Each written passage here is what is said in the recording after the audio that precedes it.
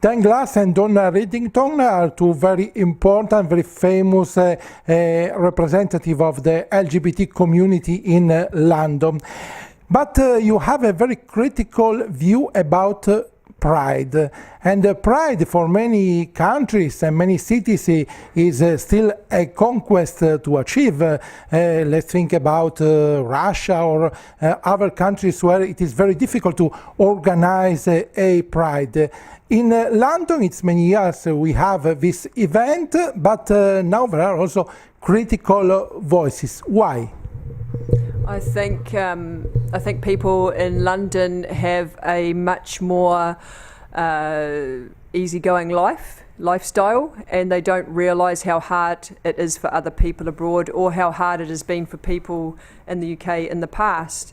I think that's forgotten, and they don't necessarily see or connect with people who are invisible, who are really affected by cuts to services, by prejudice and stigma, and so these massive corporatised pride events that take place in the city hide all that even more and celebrate a kind of populist idea about how it is okay to be queer, and I think it's really disappointing that the Pride doesn't fully acknowledge the accomplishments of LGBTQIA plus and how they have fought and the ongoing battles that people in our communities have.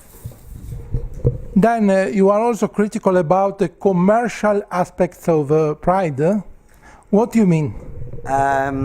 What do I mean by that? I think it's important to say that there's a big difference between critical and cynical. Critical with a big C means that we don't think it's a bad thing, we just think things could be better, and we're going to have a critical analysis of where things are at the moment, rather than just believing the hype and being brainwashed to believe that everything's okay, but saying, hang about, is this actually what true LGBTQI equality looks, feels and smells like?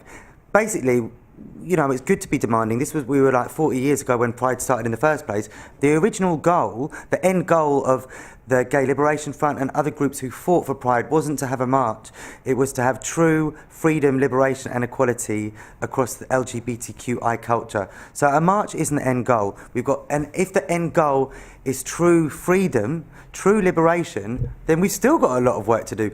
So we're not going to be bought off and sold off by Tesco's and Barclays and the rest of them who say, oh, you should just be happy now, you can walk from A to B, because there's so much more to do. If we're looking at a lot of the different groups who are fighting for deeper freedoms on Pride, it's about saying, hang about, I'm not going to be happy just because I, being a white British person, can walk from A to B when there's LGBTQI people being locked up in Yarlswood and other detention centres, or who are being killed in other countries across the world because of the British colonialist homophobic legislation which the Brits introduced, which is resulting in deaths all over the world. There's still a lot more to ask for, so we're not going to stop yet. We've got a long way to go. We should be proud of how much we've achieved, but not be bought off and say, okay, I won't do any more.